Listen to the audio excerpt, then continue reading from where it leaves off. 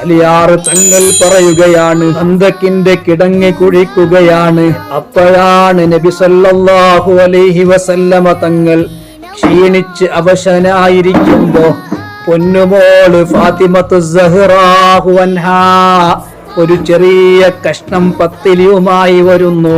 അള്ളാഹുവിന്റെ റസൂലിന് കൊടുത്തു. നബി സല്ലല്ലാഹു അലൈഹി വസല്ലമ തങ്ങൾ ചോദിക്കുന്നു, യാ ഫാത്തിമ ഹാദിഹി, എവിടെ നിന്നാണ് മോളെ ഇത്?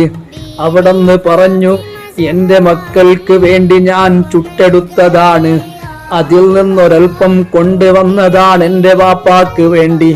അപ്പോഴാണ് നബി തങ്ങളുടെ മറുപടി, 3 ദിവസമായി മോളെ നിന്റെ വാപ്പാന്റെ പള്ളയിലേക്ക് ഒരു നുറുക്ക് ഭക്ഷണം പോലും ഇറങ്ങാതെ 3 ദിവസമായി.